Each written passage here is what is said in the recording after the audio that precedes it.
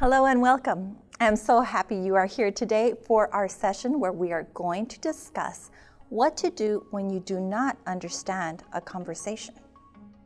Have you ever been in a situation where others were talking and you did not understand everything? Maybe this has happened to you before at the store, at school, the bank, or even at work. What do you do when someone is speaking in English and you do not understand? This happens to all of us in any language, not just in English. Comprehending information is important. If you do not understand, that could lead to a safety hazard, a missed appointment, an upset customer, or worse, getting in trouble with the boss. There are ways to prevent this, and this is by asking clarifying questions. What are clarifying questions? These are questions that help us understand better. When we use them, they provide us with more information.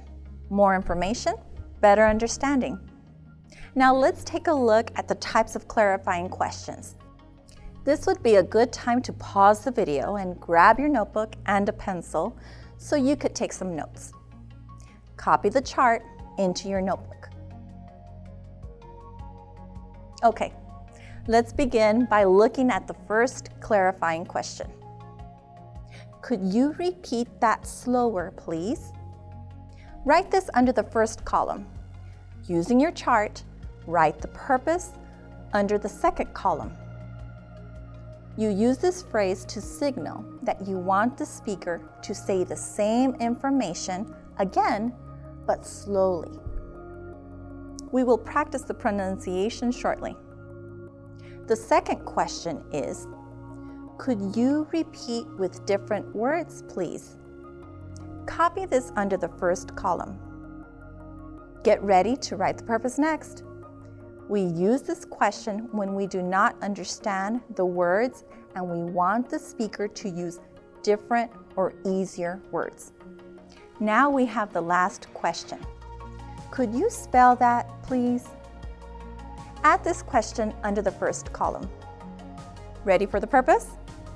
We use this question when we want the speaker to name the letters to form the word.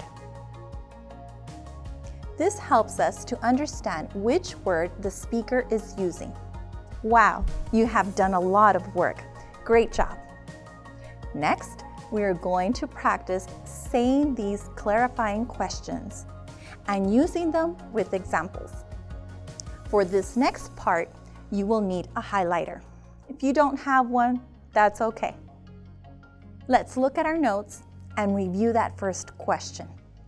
Could you repeat that slower, please? Could you repeat that slower, please?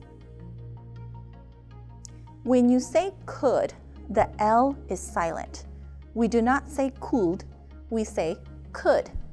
When we use could and you together, we combine the D and the Y to pronounce the J sound. So could you is pronounced as could you. Okay, one more time. Repeat after me. Could you repeat that slower, please? Again, could you repeat that slower, please?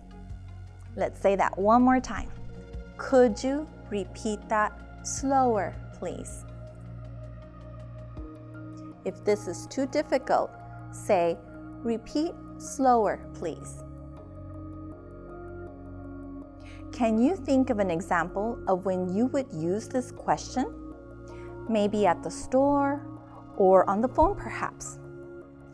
Yes, you can use this question in those situations. Now, let's pretend you received a phone call and the person on the other end said, "This is to confirm your appointment with Ms. Johnson on August 13th at 3:30 p.m. Wait, what? Oh, I didn't get all that information, did you?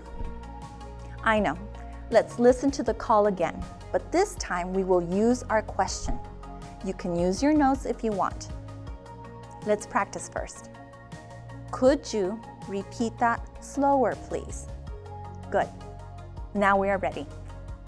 This is to confirm your appointment with Ms. Johnson on August 13th at 3:30 p.m. Could you repeat that slower, please? Yes, this is to confirm your appointment with Ms. Johnson on August 13th at 3:30 p.m. Appointment with Ms. Johnson on August 13th at 3:30 p.m. I got it. Did you? Yay, great. Now we are ready for the next question. Let's look at our chart for our second question. It says, could you repeat with different words, please? I'll say it slowly. Could you repeat with different words, please? One more time. Could you repeat with different words, please? If this is still too hard, you can simply say, different words, please. Now we are going to see an example of how we can use this. Imagine your neighbor said something when she saw you outside. She said, I hope you are planning on going to the bazaar next week. I did not understand what she said. Let's try using our clarifying question. I hope you are planning on going to the bazaar next week. Could you repeat with different words, please? Sure. I hope you are planning on going to the carnival next week. Oh, I understand carnival. So a bazaar is similar to a carnival. Perfect. All right, we're going down to the last question. Let's look at our chart. It says, could you spell that, please? Let's practice saying this question. Could you spell that, please? One more time, but slowly this time. Could you spell that, please? To make it easier, you could say, spell, please. You're doing great. Now, let's look at our next example and see how we can use this last question. Imagine they called you for an interview and they gave you the address for the interview. You want to make sure you write it down correctly, right? Take a look at this scenario. Congratulations! We would like to interview you.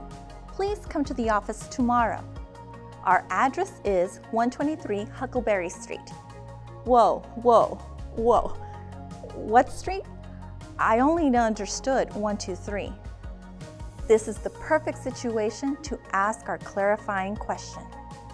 Let's try this again. Congratulations! We would like to interview you. Please come to the office tomorrow. Our address is 123 Huckleberry Street. Could you spell that, please? Yes, of course. Huckleberry is Huckleberry. 123 Huckleberry.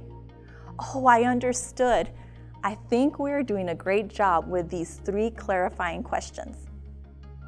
Now we are going to do some more examples and determine which clarifying question we should use.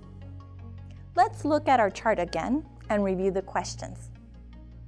Question 1 is used when we need to hear the information very slowly. Think of a turtle. Slow. Repeat after me. Could you repeat that? Slower, please. You got it. Great. Question 2 is used when we need help understanding vocabulary. We have a doubt? The question will be repeated the same way, but using different words. Think of a circle or a replay symbol to signify substitution. Repeat after me. Could you repeat again, please? Sweet. You are doing great. Question 3 is used when you heard the word except you do not know how to write it. The person will call out each letter to form the word. Think of the letters A, B, C to remind you that the question is about spelling. Repeat after me. Could you spell that, please? Awesome. I think we are ready for a little more practice, huh? So we are going to listen to a statement and we are going to decide which question to use, okay? Here's the first statement. Elisa's birthday is on the 18th. I heard that it's Elisa's birthday, but I'm not sure about the date. Let me look at the chart to help me see which question I should use. If I ask the first clarifying question, they will say it slowly. That might help.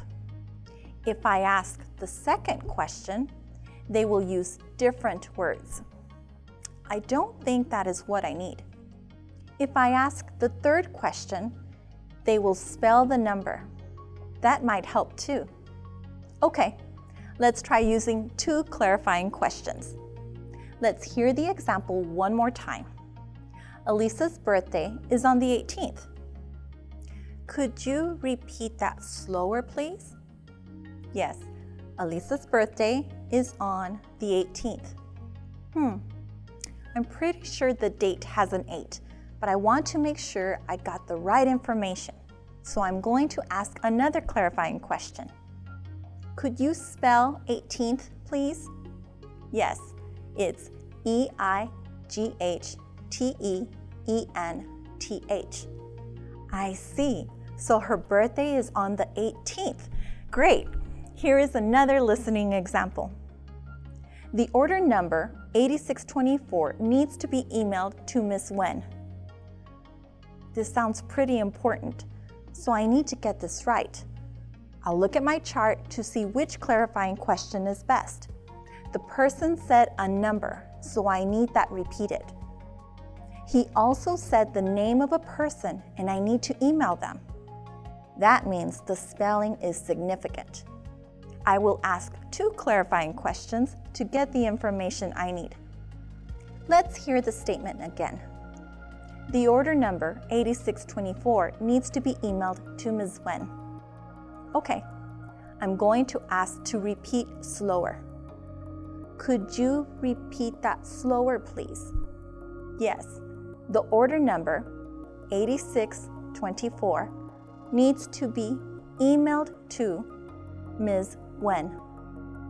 I heard order number 8624 and I need to email it to Ms. Wen. I need to verify how to spell Wen's name. I'm going to use the clarifying question on spelling. Could you spell Wen, please? Yes, it's N-G-U-Y-E-N. Wow, that is not how I thought you would spell Wen. Good thing I had clarifying questions to help me get the correct information. Now it's your turn to practice. Don't worry, I will still help you. Plus, you can use your chart to determine which clarifying question to use. Ready? Of course you are. Let's listen to Fumi's day again and see if we would be able to get all the information she needs. The inspections report are due next Tuesday. Need to hear it again? Which question would you use? Let's look at the chart. Would you ask to repeat slower, use different words, spell it, or a combination? Let's try asking to repeat. Could you repeat that slower, please? The inspection reports are due next Tuesday. Did you get all the information? Perfect. Mr. Van Buren, the center director, will be visiting. Please introduce yourselves when you see him. Do we have all the information we need? Yes, you're right. We need to ask to spell it. Ready? Go ahead. How do you say it? Yes, that's correct. Could you spell Van Buren, please? Yes, it's capital V-A-N for Van, and Buren is capital B-U-R-E-N. Let's hear that video portion again and see if we understand. Mr. Van Buren, the center director, will be visiting. Please introduce yourselves when you see him. Did you understand everything? Oh, I see that someone did not understand. Okay, what would you ask? Yes, we could ask to repeat it slower. Let's try that. Could you repeat that slower, please? Mr. Van Buren, the center director, will be visiting. Please introduce yourselves when you see him. Wonderful. I think we did it. Here's that last part. Get ready. Also, please remember to submit the inventory survey to janedoe@domain.com. Which clarifying question would you use? Yes, I would agree. Let's ask to repeat it slower. Could you repeat that slower, please? Yes. Please remember to submit the inventory survey to janedoe@domain.com. Did you get that? Oh, you need more information. Okay, which clarifying question do you want to use? Could you spell the email, please? Yes, JANEDOE@DOMAIN.com. Do you have all the information to help Fumi? Absolutely. Congratulations! Now you and Fumi are able to use clarifying questions when you need more information. Now you are ready to practice on your own. Keep on asking those clarifying questions and remember, it is never too late to learn English. Until next time.